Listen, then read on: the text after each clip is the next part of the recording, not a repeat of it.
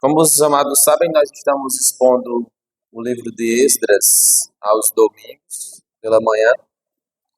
Então, podemos abrir em Esdras e esta manhã nós vamos estar tirando alguns ensinamentos, ouvindo a respeito da palavra do Senhor do capítulo 6 de Esdras. E o capítulo 6, assim como outros demais, a gente sabe que aqui é uma narrativa, a continuação. Em alguns capítulos, inclusive, é a continuação direta do que o outro capítulo vinha tratando. E é o caso do capítulo 6 que vai dar continuidade ao que vinha sendo tratado no capítulo 5. Então vamos ler o capítulo 6 de Esdras. Então o rei Dário deu a ordem, e foi feita uma busca nos arquivos reais da Babilônia, onde se guardavam os documentos. Em Ecbatana, a fortaleza que está na província da Média, se achou um rolo e nele estava escrito um memorial que dizia assim: o rei Ciro, no primeiro ano do seu reinado, baixou o seguinte decreto: com respeito à casa de Deus em Jerusalém, ela deve ser reconstruída para ser um lugar em que se ofereçam sacrifícios. Os seus fundamentos serão firmes, a sua altura será de 27 metros e a sua largura será de 27 metros, com 3 carreiras de grandes pedras e uma carreira de madeira enorme. As despesas serão pagas pelo Palácio Real. Além disto, os utensílios de ouro e de prata da casa de Deus que Nabucodonosor havia tirado do templo de Jerusalém, levando-os para a Babilônia, serão devolvidos para o templo de Jerusalém. Cada utensílio para o seu lugar serão recolocados na casa de Deus. E agora, você, Tatenai, governador da região do outro lado do Eufrates, e também Setar-Bozenai e os seus companheiros, os afarsaquitas, que estão do outro lado do rio, fiquem longe daquele lugar. Não interrompam a obra desta casa de Deus, para que o governador dos judeus e os seus anciões reedifiquem a casa de Deus no seu antigo lugar. Também estou decretando o que vocês devem fazer com estes anciões dos judeus para que reedifiquem a casa de Deus, a saber, que da tesouraria real, isto é, dos tributos recebidos da região do outro lado do rio Eufrates, se pague diligentemente as despesas a estes homens, para que a obra não seja interrompida. Também lhes seja dado dia após dia, sem falta, aquilo que necessitam, novilhos, carneiros e cordeiros, para os holocaustos ao Deus dos céus. E também trigo, sal, vinho e azeite, segundo a determinação dos sacerdotes que estão em Jerusalém. Isto para que ofereçam sacrifícios de aroma agradável ao Deus dos céus e orem pela vida do rei e dos seus filhos. Também estou decretando que, se alguém alterar este decreto, uma viga será arrancada de sua casa e que ele seja levantado e pendurado nela, e que a sua casa seja transformada num montão de entulho. Que o Deus que fez habitar ali o seu nome derrube todos os reis e povos que estenderem a mão para alterar o decreto e para destruir esta casa de Deus que está em Jerusalém. Eu, Dário, baixei o decreto que se execute com toda a diligência. Então, Tatenai, o governador da região deste lado do Eufrates, Setar-Bozenai, e os seus companheiros assim o fizeram com toda a diligência, segundo o que o rei Dário havia decretado. Os anciões dos judeus iam construindo e prosperando em virtude do que profetizaram os profetas Ageu e Zacarias, filho de Ido. Reconstruíram o templo e o terminaram segundo a ordem de Deus e de Israel, e segundo o decreto de Ciro, de Dário e de Artaxerxes, rei da Pérsia. Terminaram a construção deste templo no terceiro dia do mês de Adar, no 6º ano do reinado do rei Dário. Os filhos de Israel, os sacerdotes, os levitas e o restante dos exilados celebraram com alegria a dedicação desta casa de Deus para a dedicação desta casa de Deus ofereceram 100 novilhos, 200 carneiros, 400 cordeiros e 12 cabritos para a oferta pelo pecado de todo Israel. Segundo o número das tribos de Israel, estabeleceram os sacerdotes nos seus turnos e os levitas nas suas divisões para o serviço de Deus em Jerusalém, segundo está escrito no livro de Moisés. Os que voltaram do cativeiro celebraram a Páscoa no dia 14 do primeiro mês. Os sacerdotes e os levitas tinham se purificado e todos, sem exceção, estavam limpos. Mataram o cordeiro da Páscoa para todos aqueles que voltaram do cativeiro, para os sacerdotes, seus irmãos e para si mesmos. Assim os filhos de Israel, que tinham voltado do exílio, comeram a Páscoa, juntamente com todos os que, unindo-se a eles, se haviam separado das coisas impuras dos gentios da terra para buscarem o Senhor, Deus de Israel. Celebraram a festa dos pães sem fermento durante 7 dias, com alegria, porque o Senhor os tinha alegrado, mudando o coração do rei da Síria a favor deles, para lhes fortalecer as mãos na obra da casa de Deus, o Deus de Israel.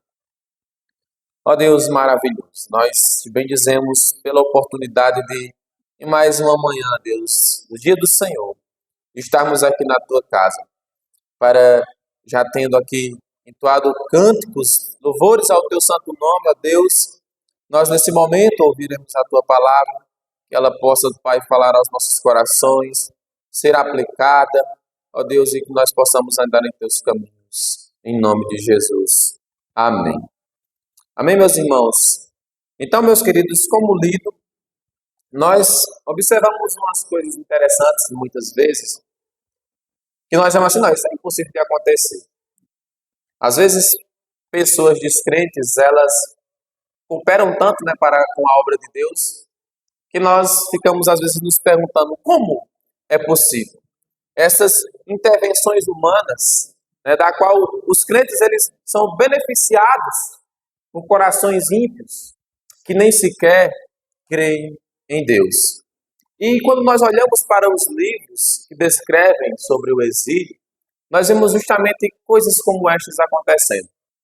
Deus, ele movendo corações até mesmo de reis ímpios, de pessoas, de povos que estavam ali, que nós poderemos até chamar de adversários do povo de Deus, sendo movidos em favor da obra do Senhor. E nestes livros do exílio é o que nós encontramos. Lendo estes livros, nós observamos Deus ele agindo desta maneira. E é justamente, meus queridos, o que nós temos aqui no livro de Esdras, e acontecendo neste capítulo 6, nós temos acontecendo aqui a continuação do capítulo 5. Inclusive, você pode ler o versículo 17 do capítulo 5, que diz: E agora, se parecer bem ao rei que se busque nos arquivos reais na Babilônia, se é verdade que há uma ordem do rei Ciro para reconstruir essa casa de Deus em Jerusalém, e o que o rei nos faça saber a sua vontade quanto a isto. Então, o capítulo 5 termina desta maneira, e o capítulo 6 inicia-se já com a ordem do rei Dário, para que, de fato, procure-se esta ordem que o rei Ciro tinha dado. E quando nós voltamos lá no capítulo 1 de Esdras, é justamente o que vai dizer: no primeiro ano do reinado de Ciro, rei da Pérsia, para que se cumprisse a palavra do Senhor, por boca de Jeremias, o Senhor despertou o espírito de Ciro, rei da Pérsia, que ordenou que se proclamasse em todo o seu reino e que se pusesse por escrito o seguinte. E aqui, Ciro ele vai decretar este decreto que, inclusive, nós acabamos de ler, que foi encontrado por ordem de Dário, o que Ciro tinha promulgado há alguns anos atrás. Ciro já tinha morrido, o seu filho já tinha reinado em seu lugar, e agora vem Dário, que dá continuação neste reinado. Meus irmãos, neste capítulo nós temos Dário em busca desse decreto. É interessante que esses adversários, eles construindo o templo novamente, que estava parado, e eles tentam impedir. O que é que vocês estão fazendo aí? E então, os judeus que aqui estavam, que voltaram do exílio para essa reconstrução, dizem: nós estamos fazendo simplesmente o que foi decretado. Há uns anos atrás, o rei Dário deu este decreto. Podem perguntar, podem procurar, e estes adversários são levados a irem ao rei Dário para que se procure de fato isso. Não é assim, esses cabas não estão enrolando nós não, para que venha aqui querer construir essa casa de Deus. E os adversários, eles tentam impedir que isso aconteça. Todavia, as alegações do povo de Deus não são alegações sem fundamentos. Assim não devem ser as nossas alegações quando partindo para a defesa de alguma coisa. Pelo contrário, as alegações dos judeus, meus queridos, aqui eram sólidas. E quão sólidas eram? Pois, de fato, se encontrou uma lei decretando isso. É tanto que o rei ele encontra de fato e reforça ainda mais esse decreto que Ciro tinha dado, e dizendo que ainda mais vai ser retirado dos cofres do governo para que essa obra seja financiada. Os judeus não vão arcar com um centavo. O povo então eles completam o templo. Lá no final do versículo do capítulo 6, como nós observamos, vai ser concluído, vai ser dedicado a Deus, e agora o povo do Senhor vai estar dedicando aquele templo e celebrando ao Senhor com alegria. E é o que nós observamos, meus amados, aqui em primeiro lugar, que a vontade de Deus, ela acontece por meio de decretos humanos. Curiosamente, quando nós observamos no versículo 1, o rei Dário ele dá a ordem, né, para que se procure isso que tinha sido decretado. Será se o rei Ciro de fato decretou isso? E eles conseguem encontrar este decreto lá em outra cidade distante, a 500 quilômetros de distância deste lugar que Dário estava nesse momento. Porque a Pérsia, os reis muito ricos, eles tinham cidades em que em determinada época do ano se encontravam. Em um ano, como por exemplo, no inverno eles estavam na cidadela de Suzã, e nessa cidadela que foi encontrada este decreto que Ciro esteve decretando, estava já em outro lugar, talvez a cidade de onde passávamos a primavera, o outono, enfim. Mas isso acontece. Esse pedido provocou esta ordem e de fato foi encontrada. É encontrado, meus queridos, um decreto dado pelo rei Ciro anos atrás, o que nos mostra, né, o quanto que um decreto de fato real, ele tem o seu poder. Ele tem o seu valor, que mesmo que se passe anos, ele continua valendo. E isso é semelhante ao que nós conhecemos hoje como uma emenda à Constituição. Vez por outra, nós vemos o Senado, nós vemos os deputados fazendo uma emenda à Constituição, e uma lei ela passa a fazer parte da Constituição agora, sendo inviolável. De certa forma, foi isso que aconteceu aqui, essa ordem que Ciro deu. E em segundo lugar, nós também vemos, acima deste decreto de homem, que era Ciro, é o decreto de Deus. O quão poderoso é. Que Deus é quem determina isso, né? Como nós lemos no versículo 1 do capítulo 1 de Esdras, Ciro dá o decreto, mas diz a palavra para que se cumprisse a palavra do Senhor, que é quem coloca no coração dos homens ímpios, para que a sua vontade seja feita. E em benefício do seu povo, é o que nós observamos. Pois antes de ser uma ordem humana, meus amados, foi-se uma ordem divina. Isso, inclusive, é propagado pelos profetas. Nós observamos que no capítulo 5, no versículo 1, o profeta Ageu e o profeta Zacarias, filho de Ido, profetizaram aos judeus que estavam em Judá e em Jerusalém, em nome de Deus de Israel, que estava sobre eles. O Espírito do Deus de Israel estava sobre eles. Então, meus irmãos, vejam, sobre a palavra dos profetas que os judeus eles decidem ter força para continuar. Mesmo que pareçam adversários intentando contra o povo de Deus, as obras tinham sido paradas, tinham sido pausadas, mas sobre a palavra do Senhor eles continuam, eles avançam a obra de Deus. O trabalho ele não foi retomado, meus queridos, simplesmente por causa do decreto de Dário, não, mas também e principalmente por causa da pregação dos profetas e da resposta obediente que o povo de Deus dá à palavra que ouviram. E eis aqui a importância do anúncio dessa palavra do Senhor. Nós observamos que assim como o povo de Deus foi obediente e decidiu seguir em frente com a obra, porque antes tinha sido um decreto de Deus acima de tudo e não humano, eles foram. E nós temos a importância, meus amados, de sempre estarmos atentando para esta palavra, pois é a palavra de Deus que nos fortalece a continuarmos a sua obra, a continuarmos avançando. Aqueles vizinhos, que estavam ali observando do outro lado, eles tentaram parar a obra do Senhor, levaram queixas ao rei para que se fizesse com que aquela obra fosse parada. Mas vejam só o que aconteceu. Eles acabaram, por fim, sendo, na verdade, uma grande ajuda para que o projeto dos judeus continuasse. Pois, se eles não tivessem levado aquela queixa ao rei Dário, ele não teria mandado procurar se de fato existiu esse decreto de Ciro, e ainda mais, ele não teria decretado que fosse incluído agora, que fosse retirado dos cofres reais, para que aquela obra fosse mantida, que eles não impedissem que ela acontecesse. Olha, afastem-se daí vocês, deixem com que eles continuem esta obra, onde o nome do Senhor será louvado.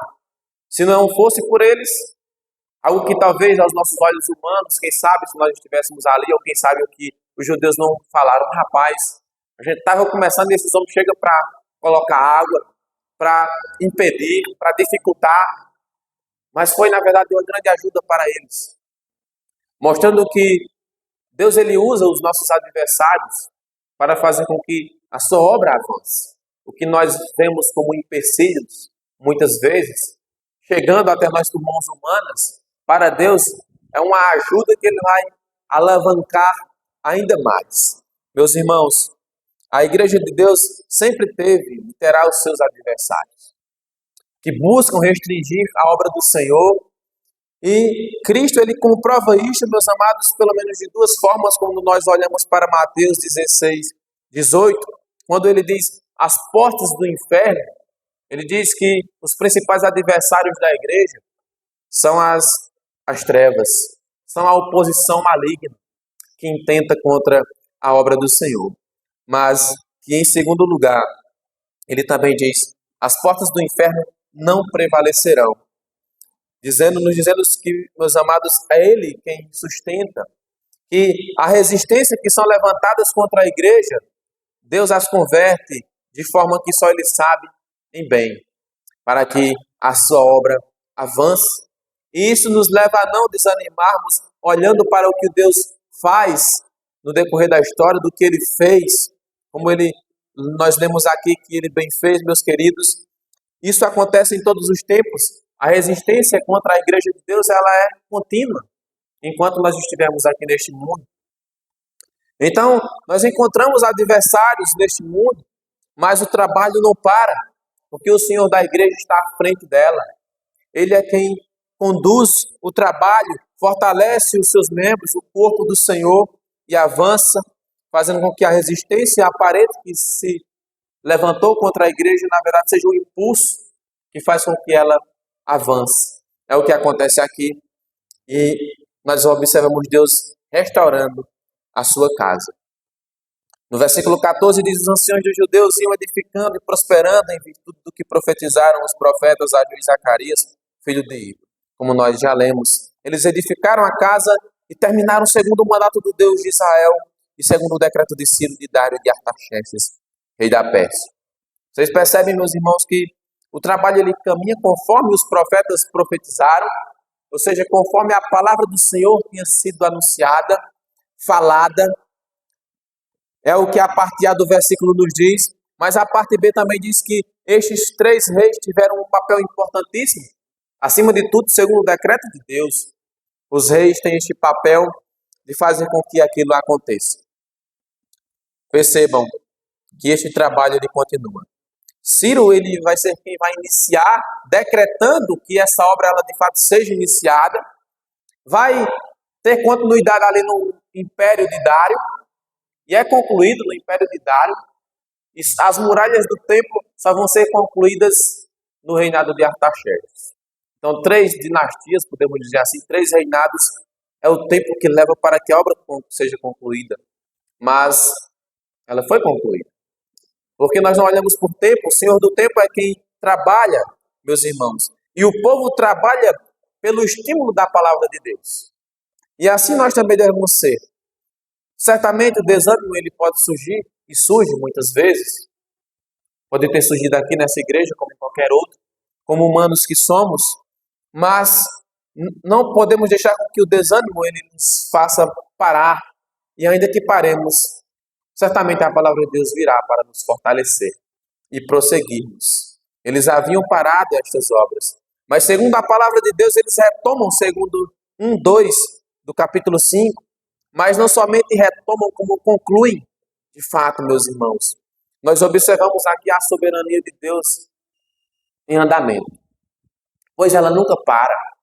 A soberania de Deus ela é constante e ela usa os homens para que, como eu disse, a sua obra ela seja impulsionada a continuar, a prosperar. Deus ele faz, meus irmãos, com que a sua obra aconteça, mesmo por meio de mãos sujas. Porque reis ímpios, aqui que não eram de fato crentes em Deus, no único Deus verdadeiro, deuses sincretistas, Deus faz com que a sua obra ela continue por meio destes homens. Os esforços do homem são bem-sucedidos por causa da intervenção divina de Deus e da comunicação da sua palavra. Então, tenham sempre isso em mente, meus irmãos. Quando vocês verem, talvez, adversários se levantando contra a palavra do Deus vivo, contra a sua igreja, não tenham dúvida que Deus pode usar as mãos desses homens para impulsionar a sua obra. Nós vemos que Deus ele é soberano e trabalha junto com a responsabilidade humana. E quando eu penso nisso, estava escrevendo isso, inclusive eu penso no versículo que Paulo ele nos encoraja os coríntios a permanecerem firmes na obra de Deus, e ele diz, visto que no Senhor o vosso trabalho não é vão. E é isso que deve nos impulsionar. É essa força que nós devemos ter, meus irmãos, de continuarmos. Isso não é maravilhoso? Ou será que não? Isso aqui de olharmos, por exemplo, para esta obra aqui que está pronta da Igreja Presbiteriana de Solânia. Nós estamos envolvidos, meus irmãos, nesta obra aqui em Solânia. E o que nos motiva, o que nos capacita, é a obra de Deus, é o seu trabalho, é a sua palavra. Embora nós sabemos que existem adversários aqui, porque é em todos os lugares, adversários da Igreja do Senhor, mas isso não deve nos desanimar, porque assim como ele usou os adversários que tentaram parar a obra aqui do templo, Deus fez com que esses adversários que se levantaram fossem usados para que a obra fosse impulsionada. Deus fazendo com que decretos fossem dados a mais daquele que tinha sido dado no início por Ciro, para com que a sua obra ela alcançasse os resultados e fosse concluída. Então não desanimemos. E nós observamos em último lugar a celebração do povo de Deus. Nos últimos versículos vocês podem ler, do 19 ao 22, tendo já concluído a obra do templo, tendo sido dedicada ao Senhor, eles vão fazer o quê? Eles vão celebrar a Páscoa do Senhor. Algo que tinha ficado de lado em alguns momentos da história dos judeus, nem sempre eles tiveram condições ou então negligenciaram a celebração da Páscoa em alguns momentos. Mas aqui eles vão celebrar. Eles cumprem uma obediência que tinha sido dada a eles por Moisés quando eles saem do Egito. Olha, todos os anos celebrem essa festa como sinal da libertação de vocês, que vocês tiveram. E nada mais justo do que eles, chegando de um exílio aqui, vendo a magnífica obra sendo concluída, nada mais justo do que eles celebrarem aquilo que representava a sua saída de um grande cativeiro. Ainda maior do que estes que eles estavam na Babilônia. O povo que chega do exílio, eles celebram a Páscoa do Senhor, essa festividade que os fazia lembrar de uma maior libertação pelo jugo dos egípcios que eles tiveram.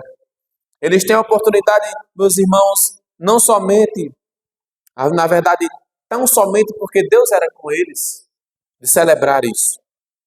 Porque não os tinham abandonado. Deus estava constantemente com eles, isto era real, movendo os corações daqueles reis por anos que se passaram, mas trabalhando, movendo os corações dos reis ímpios, ainda que adversários menores que os reis surgissem ali para irem até o rei e fazer com que aquilo fosse impedido, Deus faz com que isto seja, na verdade, um impulso. E a obra de Deus, ela segue em andamento, porque ela não para. Embora nós sabemos, como eu disse, tem adversários, e o maior deles sendo os do diabo e os seus demônios, eles não têm o poder, a capacidade de fazer com que a palavra, o trabalho do Senhor pare. E eles têm essa oportunidade, meus irmãos, porque Deus era com eles. E os versos nos dizem que eles estavam limpos, ou seja, se purificaram, abandonaram a iniquidade, que aqueles que se juntaram a eles, abre aspas, haviam se separado das coisas impuras, no versículo 21. Porque na celebração de Deus, meus irmãos, não há lugar para a impureza, para a rebeldia, para a desordem. E o povo, entendendo isso, eles se corrigem. Eles abandonam a impureza, diz o versículo 21, versículo 20. Os sacerdotes e os levitas tinham se purificado, e todos, sem exceção, estavam limpos. E mataram o cordeiro da Páscoa para todos que voltaram do cativeiro, para os sacerdotes, seus irmãos, para si mesmos, ou seja, para todos. E assim, os filhos de Israel que tinham voltado do exílio comeram da Páscoa, juntamente com todos os que tinham unido-se a eles e que se haviam separado das coisas impuras dos gentios da terra, para buscarem o Senhor, o Deus de Israel. É assim que deve ser, meus irmãos, na nossa celebração a Deus. Livres da impureza, afastados do maligno. Infelizmente, o inimigo intenta, ou então, às vezes nós botamos a culpa no diabo, mas não olhamos para o nosso coração pecaminoso, que as Escrituras nos ensinam a estarmos de olho, a guardar o nosso coração de tudo que se deve guardar. Guardai-vos o vosso coração, porque dele procede as saídas da vida.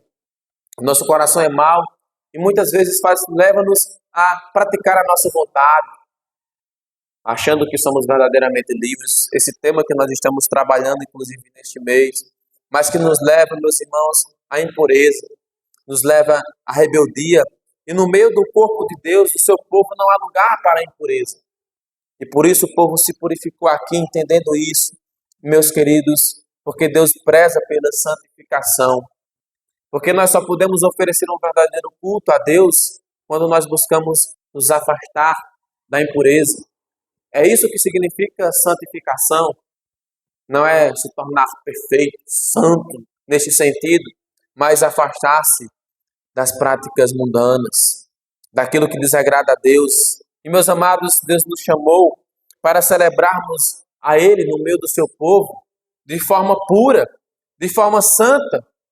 Quando Ele nos reúne nesse lugar, é porque Ele está reunindo um povo santo, ou seja, que busca não se contaminar com as coisas exteriores, com as coisas aí de fora que levam as pessoas a acharem que são verdadeiramente livres. Isso se chama rebeldia, se chama impureza, e não há lugar para isso no meio do povo de Deus. Observamos que eles se prepararam, vejam só, para louvar a Deus, para celebrarem aquela Páscoa, o seu nome, porque Deus ele não aceita uma adoração suja.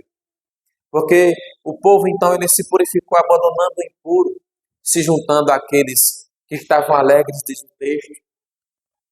Porque também lá na frente diz, porque Deus foi quem alegrou o coração deles. A nossa alegria é um resultado da obra divina, não de nós mesmos, porque Deus é quem nos alegra.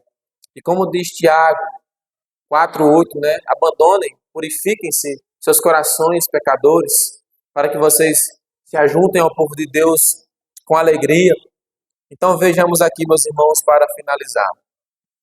Nós nos reunimos aqui com alegria pelo que Deus ele fez e faz por nós.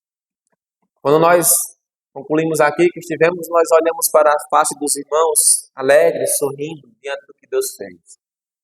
E de fato nós ainda, quando ainda olhamos, estamos alegres, não somente pela questão da obra física externa, mas também interna, o do que Deus tem feito em cada um de nós de forma particular, de forma interna. Isso deve alegrar os nossos corações, mas isso não deve fazer com que nós sejamos imparciais, ou que nós sejamos ali parados, inertes, sem ação nenhuma. Não. O resultado dessa alegria deve ser a ação, deve ser continuar perseverando na obra do Senhor. A obra do Senhor ela é demonstrada, a nossa alegria, ela demonstra essa obra que Deus ele faz. Então que nós continuemos celebrando aqui juntos ao nome do Deus Santo. E se nós celebramos ao Deus Santo, diz a palavra, sede vós santos também, como a palavra bem diz. Então, embora nos deparemos, meus irmãos, com aparentes surpresas, nossa, como é que isso aconteceu? Nós já sabemos a resposta, mas Deus ele continua nos surpreendendo destas maneiras, com a sua graça, que recai sobre nós, não merecidas, mas que Deus nos abençoa. Então, nós concluímos que Ele trabalha em meio às incertezas, Deus trabalha em meio às adversidades, mas como nós vimos, Ele usa as adversidades, ou seja, os adversários da igreja, para fazer com que a sua obra ela seja impulsionada, como nós observamos. Então, isso não deve nos desanimar. As adversidades, quando surgirem, devem, na verdade, nos levar a prosseguir, a orar, a buscar ao Senhor mais e mais, porque em um momento ou outro, nós vamos ter uma surpresa como essa, de Deus fazendo com que a sua obra ela avance, por meio das adversidades. Amém? Então, glória a Deus por isso. Oremos ao nosso Deus. Senhor, quão bom é, ó Deus, ver o que Tu faz por nós, ó Senhor. Como Tu move os corações, como Tu move os reinos desta terra, para que a Tua obra seja cumprida, a Tua obra ela seja concluída, a Tua obra ela persevere, ela continue caminhando. Então nós não devemos nos preocupar, ó Deus, ainda que de fato não seja bom termos perseguidores, termos adversários que surgem para fazer com que o trabalho ele pare, não avance, com que a Tua igreja feche as portas. Nós observamos que no decorrer da história isso não aconteceu. Não foi possível com que os adversários concluíssem os seus planos de exterminarem a igreja do Senhor. Não, o templo ficou pronto, como nós observamos, mesmo em meio às adversidades. Porque, como nós lemos essa frase, eu não canso de dizer, o Senhor usa os adversários para impulsionar a Tua obra. Aquilo que parecia ser um empecilho que chegou, algo que de fato iria colocar fim, na verdade foi um impulso para com que a Tua obra ela permanecesse, continuasse, perseverasse, Senhor, e foi concluída. Então, Deus, nós estamos nesse trabalho aqui em Solânia e outros estão em tantas outras cidades deste mundo, não em vão, não à toa, não de forma com que o mundo possa parar, mas não com orgulho de hipocrisia ou de que não seja louvável ao Senhor, mas com que o orgulho que nos leva a proclamarmos a Tua palavra, o orgulho por um Deus que faz com que a Tua obra continue, com que a Tua obra ela prossiga, ó Deus, verdadeiramente, capacitando homens, levantando pessoas, para que usando essas pessoas por meio da Tua palavra, do Teu poder, ela continue, ela persevere. E aqui estamos, que nós assim, ó Deus, diante dessa certeza, não venhamos a desanimar, mas venhamos a nos colocar diante do Senhor, olhando para nós mesmos, buscando sempre a purificação, sempre nos afastarmos da impureza, do pecado, mas confessando os nossos pecados diariamente ao Senhor, nos afastando, buscando a purificação para a celebração juntamente a um povo santo, que busca louvar o Teu nome por quem são e por quem Deus nos fez ser, ó Deus, por quem Tu és acima de tudo. Então, muito obrigado, Deus, no nome santo do Senhor Jesus Cristo. Amém e amém.